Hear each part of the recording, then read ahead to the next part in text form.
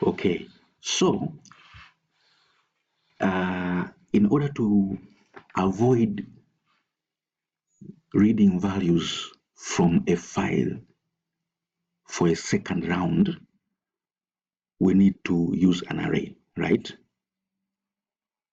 Yeah, we need to use an array. So that means that when we access the file during the first round, we will make sure that every time we read a score from that file, we save that score into an array, so that in the second round we will no longer need to go back to read those values from the file again. We will just take them from our array. You get my point? Yeah. So this is what we did in order to achieve that. Okay. So again, here we declared our object. We gave it the file that we want that object to be working on. So that object will be working on this file here. Okay. And we said that in order for you to work on that file, you are going to open that file only for reading it. Okay. Yeah. And then we said if you couldn't find the file, okay, we are using a logical negation operator. Okay, this is very important. If you could not find the file, display this message: cannot open the file. Else, we said we are prompting the user to enter the number of what? Students. Why did we do this? We did this because in order to create an array, you need to know how many elements you are going to need. You need to know how many values you are trying to store. You see, arrays require that when you are creating them, you have to clearly specify how many values are you going to need to store. You get my point? So here we prompted the user, how many students do you have? Then the user will enter, and then we will save the number of students. You see? And then once we save the number of students, we declare an array, we give it a name, and we specify that it is going to store up to that much values. Okay? And we declared it to be of double because it's going, the max could be double. Okay? Yeah. So instead of doing it this way, maybe you could count those values one by one yourself. But again, you will discover that could also be a bit cumbersome. Okay, so that is why we just decided to do like this. You get my point? Yeah. And then once we did that, you could initialize the sum to 0, and then whenever you successfully read a value from that file, you save it on your array at position pause. Okay, so here we initialized pause to be 0. Okay, yeah.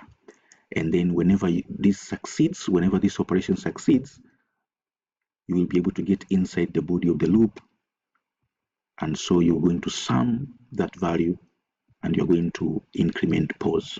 Okay, yeah.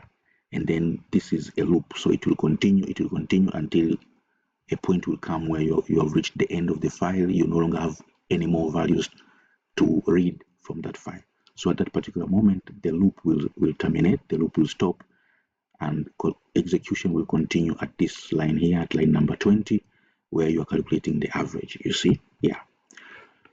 So with this approach, it means once in this first round, when we read values, we also saved them into our array. You see?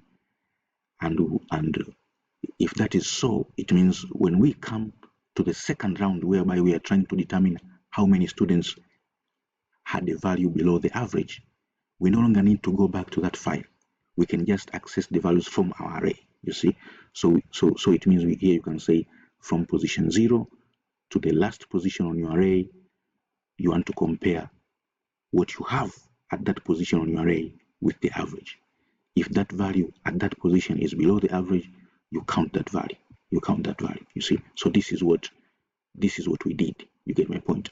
And then once this loop terminates, you're going to display the average and how many scored below the average. You see? Yeah.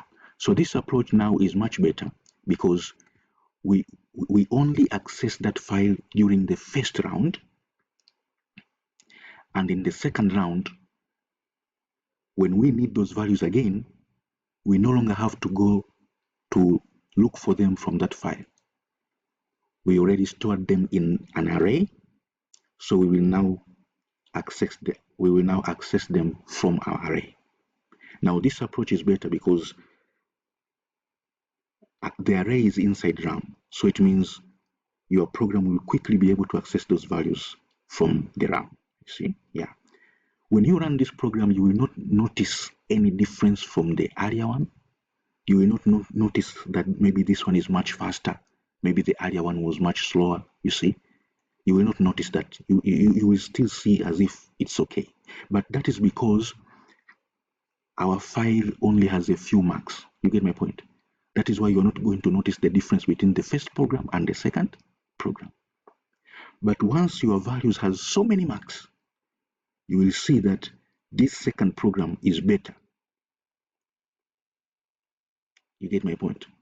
It is better because the array is inside RAM.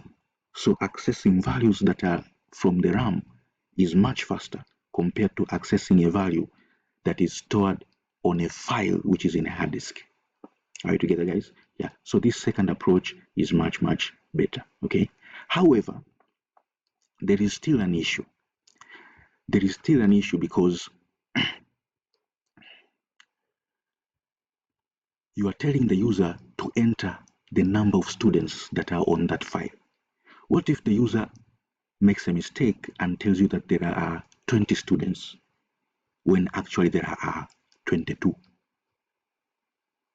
So if the user will mislead us, it means even the results we are going to display here will no longer be correct. You get my point? Yeah. So how can we improve on this program so that we still need a kind of array, you see, but can we create an array which will not force us to specify ahead of time how many values we are going to store into it? Can we have an ability to do that? Because if we can have such an ability, it means we will no longer have to tell the user to enter the number of students here. You see? And in that case, it will be much better, right? Yeah. So let's head over to the next video to see how we can achieve that. Thank you for listening.